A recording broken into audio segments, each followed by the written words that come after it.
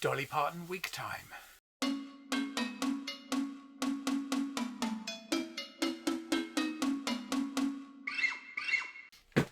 Hello, welcome to this week's video. Today, a bit of sycamore. I've got it on the lathe already. I've turned a little tenon for it, smoothed the back off, balanced the edge. Now I'm going to shape the back, finish it, and then do something decorative on the front.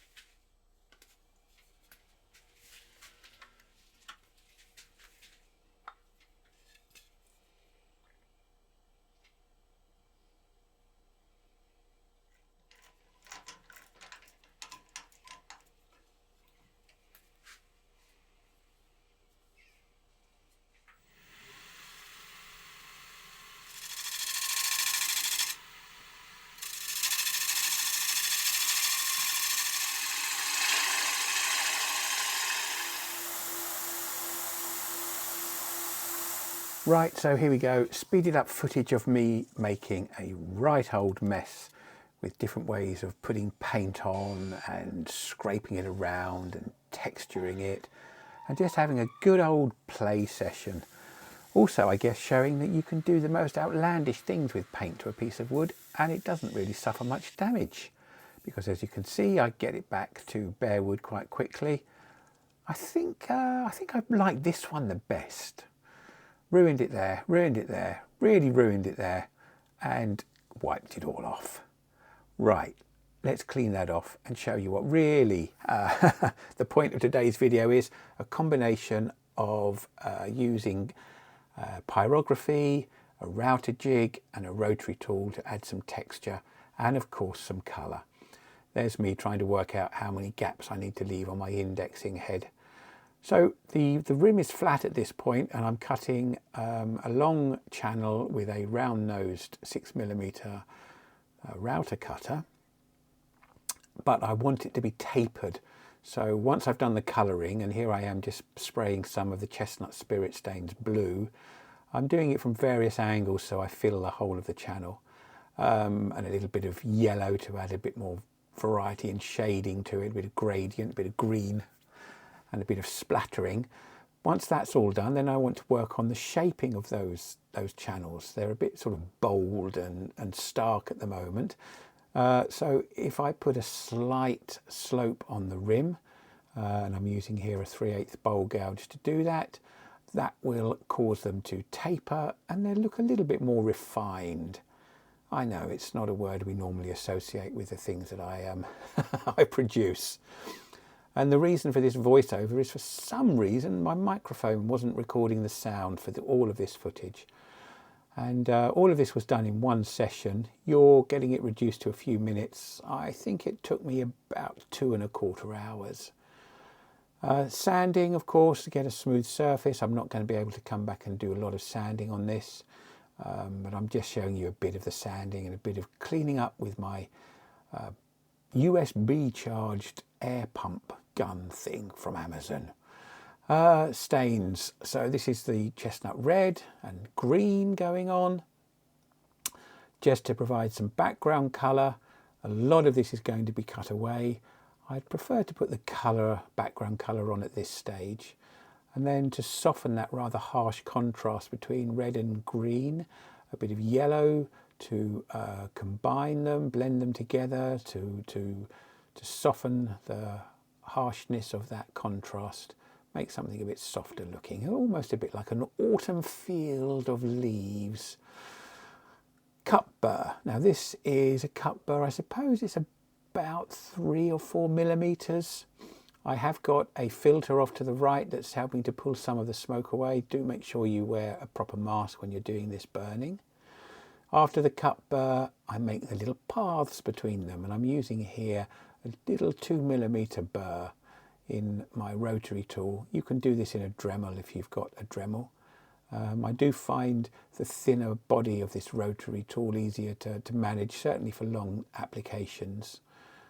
You can of course use a Dremel mini cutter that plugs into your main body, and so it's a case of just making a path between all of these dots, sometimes branching off, going up towards other dots, sometimes looping round the cup burr cuts.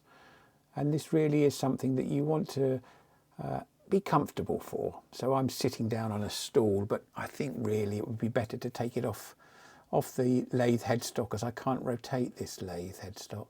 Put it in a carving chuck and have it at a comfortable angle. So this is my new pyrography machine that powers this really rather large 4 millimeter ball burning tip.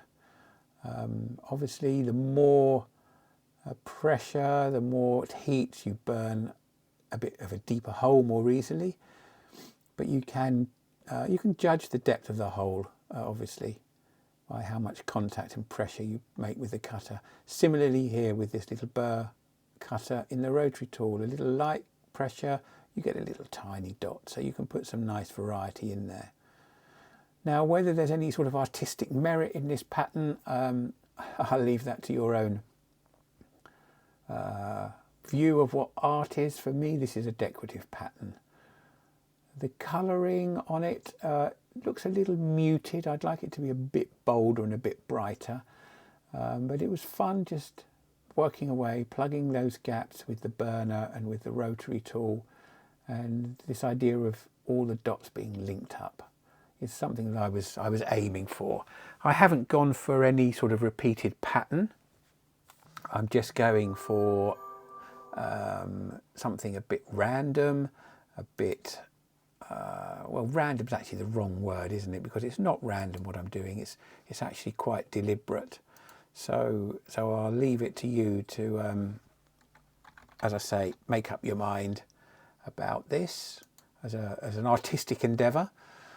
As you know, I'm not that keen on bare wood, so I did, in the coloured part anyway, go over with the yellow airbrush just to fill in those gaps, and I think that improved the overall look. And then the heart in the mouth moment, not really, cutting out the inside. Now I normally cut the inside out later because it allows me to put a finish over the rim and then not worry about having to sand it off on the inside, because I generally use a lacquer on the outside and a wax on the inside. For this I haven't actually put a finish over the rim yet. I'm still debating what to do, but I wanted to let you see the full effect of the colouring, because you don't really get that unless you see it against the wooden inside. That helps to neaten it all up and give it focus. There we go, focus, and give it some focus and some sharpness and some clarity. So there we go, hoovering off the dust, and it's just about done, and I'm really rather pleased with this one. On the inside, a bit of cut and polish just to improve that surface, and then a bit of wax just to give a sort of protection to that surface. And we're getting to the point where I can stop doing a voiceover and try and get my microphone working and speak to camera with the finished piece. So here it is, finished, an almost completely finished project, which is unusual for me. I know we'll all agree on that. Just need to tidy up the foot with a little bit of reverse chucking. But that was a fun project to do. It was great fun using my new pyrography machine, a razor tip machine, much more powerful than the one I tried to use the large ball burning tip on. So that worked out very nicely. If you follow me on Facebook or Instagram, you'll have seen this, my first doodle attempt at this kind of decoration. And I do have to, of course, acknowledge the influence of a turner called Neil Joint from New Zealand. I mentioned him in the previous video. It's not the same as a pattern that I saw him, that he created at the AWGB seminar, but it uses some very similar techniques. Colours are a little bit similar, maybe more on this one, in fact, than that little doodle there. But I'll put a few still images up as usual. I like the addition of the yellow at the end, so that the bare wood on the rim is covered up. It's something I try to avoid, having a mixture of bare wood and colour coming through on my rims. I don't know why. One day I might understand it. But I think the putting the slant on the rim here just to taper those channels as well has been a good addition to the overall look of it. It lightens those. I like that much more. Let me know what you think of it in the comments below. All right, until next time, thanks for watching.